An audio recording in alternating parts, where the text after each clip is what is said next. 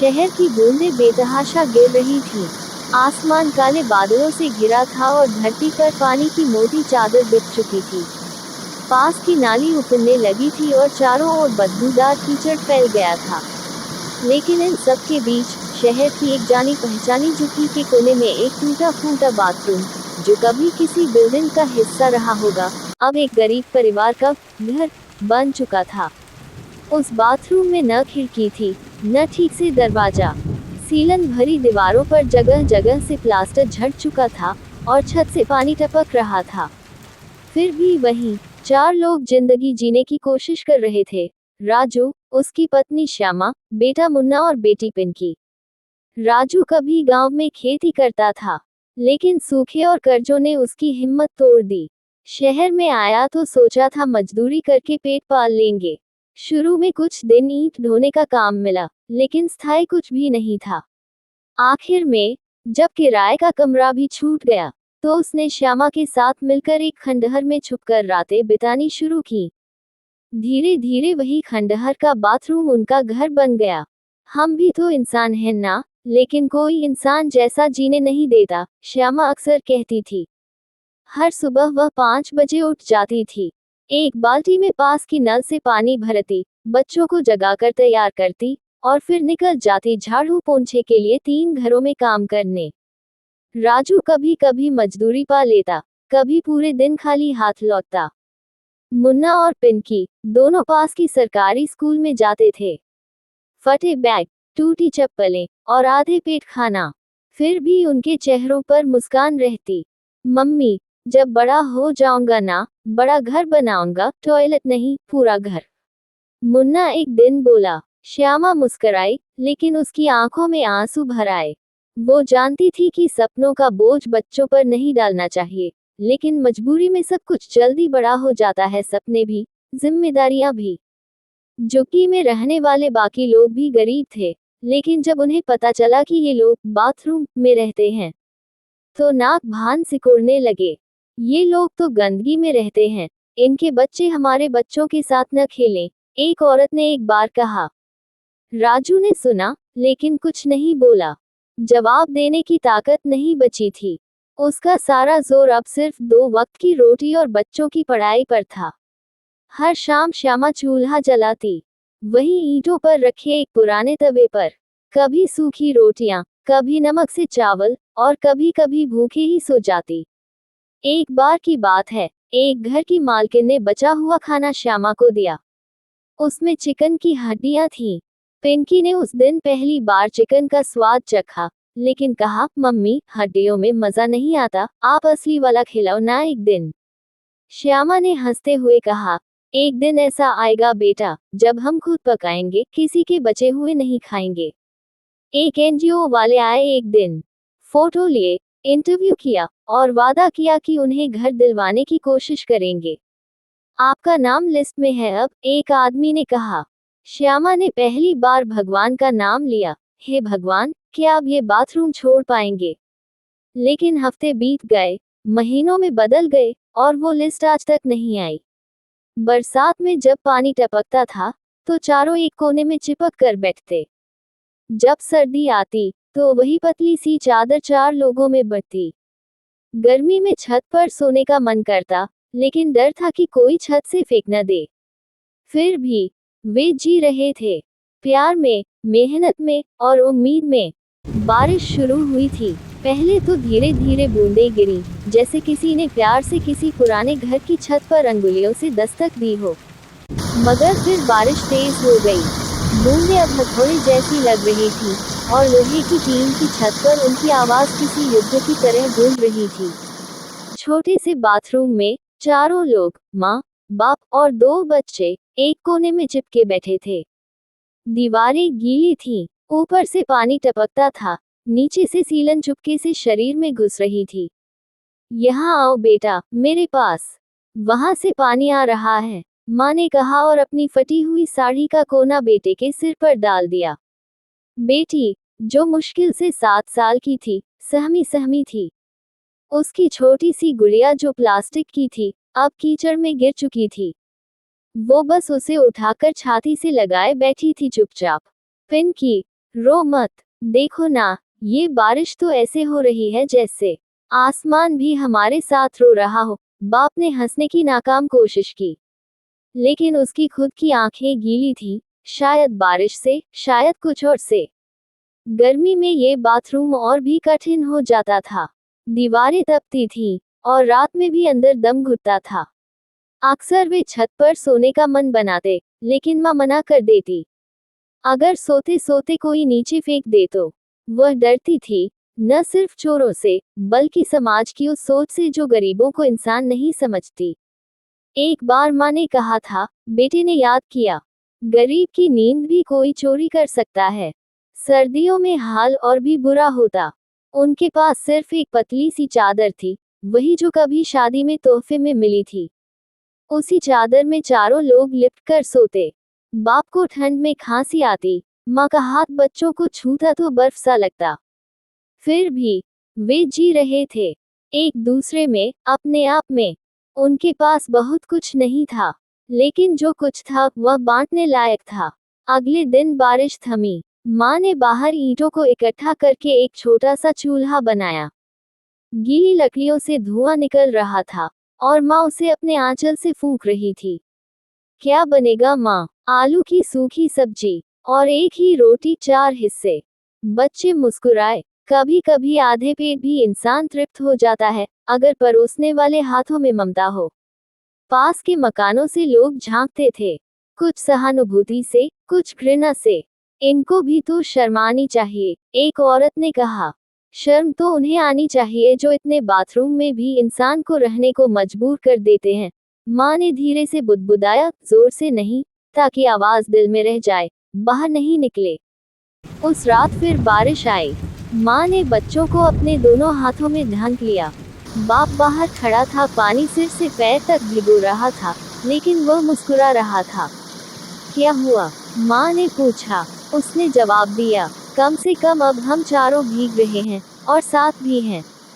सुबह का उजाला हुआ, लेकिन बाथरूम के भीतर उजाला कहाँ पहुँचता था। माँ ने दरवाजा खोलते ही देखा कीचड़, गड्ढे और गंदगी।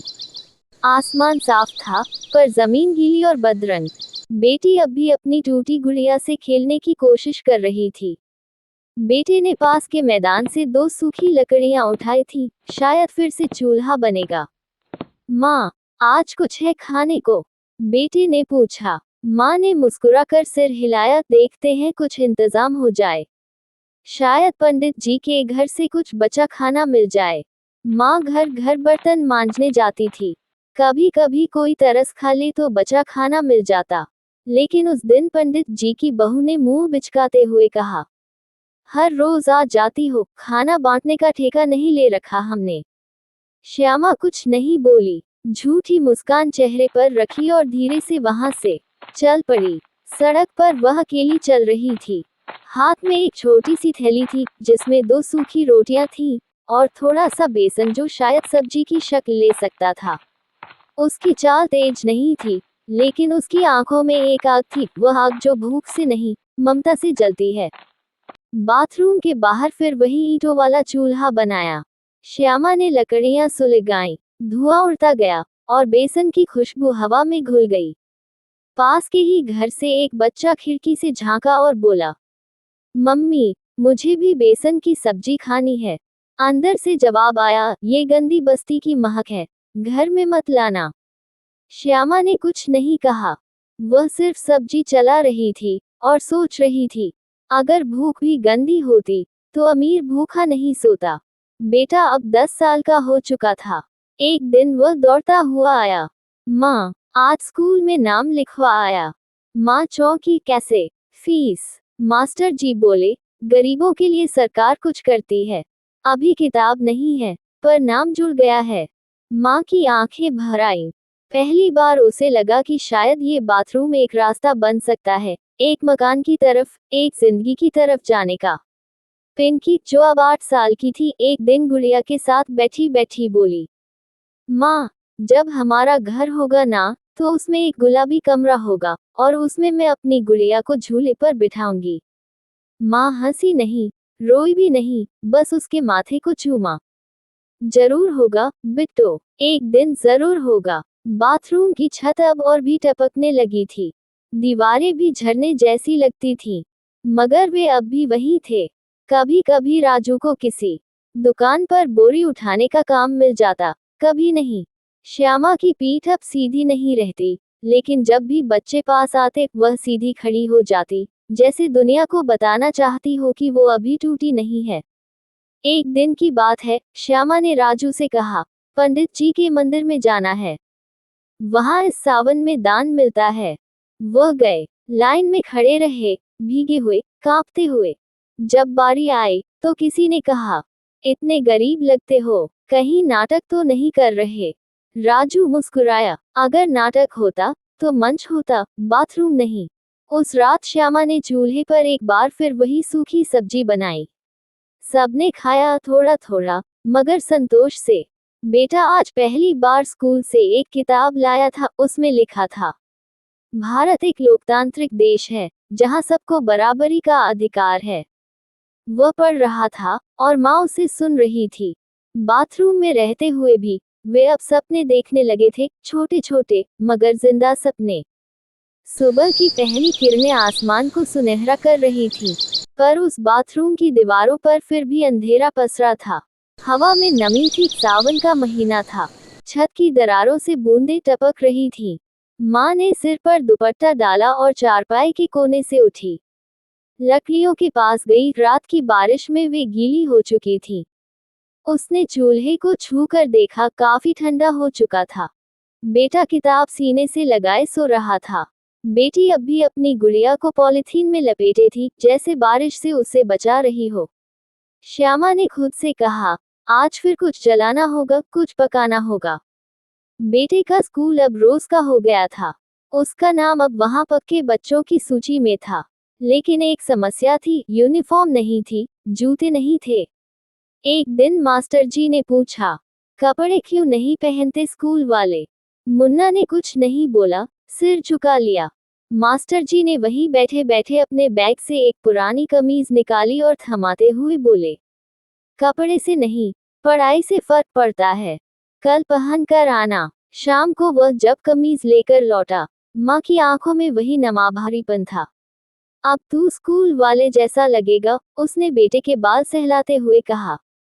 एक दिन पिंकी ने कहा, माँ, मैंने सपना देखा, हम एक टीन की झोपड़ी में रहते हैं, जिसमें छत नहीं टपकती। माँ हंसी, इतना छोटा सपना पिंकी? पिंकी भी मुस्कुराए, पहले यही सही, फिर गुलाबी कमरा आएगा। माँ ने पिंकी को गोदी में भर लिया। तेरे सपने ही तो हैं जो मुझे रोज जलते चूल्हे की तरह गर्म रखते हैं। बाथरूम की दीवार से एक नल जुड़ा था, सरकारी। उसमें दिन में सिर्फ एक बार पानी आता था। एक दिन मोहल्ले की औरतें लड़ पड़ी, हर बार यही लोग पहले भरते हैं। श्यामा चुपचाप बाल्टी खींच लाए और एक कोने में बैठ गई। एक बूढ़ी अम्मा ने आकर कहा, बहू, तू क्यों पीछे हट गई? तेरा भी हक है। श्यामा ने धीमे से जवाब दिया, जो चुप रहकर जीता है, उसका पानी भी मीठा लगता है। अम्मा की आंखें भर आईं। उस दिन राजू बहुत थका हुआ घर लौटा, हाथ में एक मुड़ी तुड़ी चिट्ठी थी। सरकार ने कहा है, झुग्गी वालों को किसी योजना में मकान मिल सकता है। फॉर्म भरना है। श्यामा के चेहरे पर पहली बार सच्ची मुस्कान थी। तो क्या अब बाथरूम की जगह घर होगा? राजू ने चिट्ठी को माथे से लगाते हुए कहा, अगर किस्मत ने साथ दिया तो हाँ। मुन्ना ने वही किताब उठाए और पढ़ा, न्याय, स्वतंत्रता, समानता। कई दिनों बाद राजू नगर निगम गया, वहां भीड़ थी। लिस्ट में नाम ढूंढना मुश्किल था। एक अफसर ने पूछा, कहाँ से हो? राजू बोला, जहाँ कोई नहीं रहता, पुराने बाथरूम के पीछे। अफसर हंस पड़ा, तुम लोगों का भी नंबर आ गया क्या? राजू ने लिस्ट में उंगली रखी, ये देखिए, मुन्नीलाल झोपड़ी नंबर 28, बाथरूम गली। अफसर चुप हो गया। ठीक है, फोटो लाए हो? राजू ने जेब से एक फोटो निकाली, जिसमें सभी की फोटो और बाथरूम की दीवार दिख रही थी। उस दिन रक्षाबंधन था। पिंकी ने भाई की कलाई पर खुद से बनाई राखी बांधी। वह पुराने रंगीन कागजों से बनाई गई थी। माँ ने देखा तो मुस्कुरा दी, सच में, तुम दोनों के पास जो है, वो अमीरों को भी नसीब नहीं। पिंकी बोली, माँ, मिठाई नहीं है, क्या करें? माँ ने बेसन के 2 लड्डू बनाए, छोटे पर पूरे दिल से। एक दिन मिठाइयों की दुकान होगी तुम्हारे घर में, माँ ने वादा किया। बारिश अब लगातार होने लगी थी। बाथरूम में सीलन फैलने लगी थी, बेटी को खांसी रहने लगी, पिंकी को बुखार। माँ डॉक्टर के पास गई। सरकारी अस्पताल ले जाओ, डॉक्टर ने कहा। वहां घंटों लाइन में लगे। डॉक्टर ने दवा दी, पर कहा, अगर साफ जगह में रहते तो शायद ये बीमार न होते।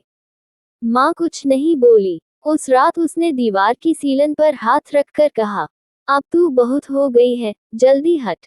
घर बनाने के लिए ईंट चाहिए थी, लेकिन पैसे नहीं थे। श्यामा एक ठेकेदार के पास गई। भाई, थोड़ी ईंट उधार चाहिए, हम पेमेंट धीरे धीरे करेंगे। ठेकेदार बोला, कितनी गारंटी है कि तुम भागोगे नहीं? श्यामा ने अपने माथे का पसीना दिखाया।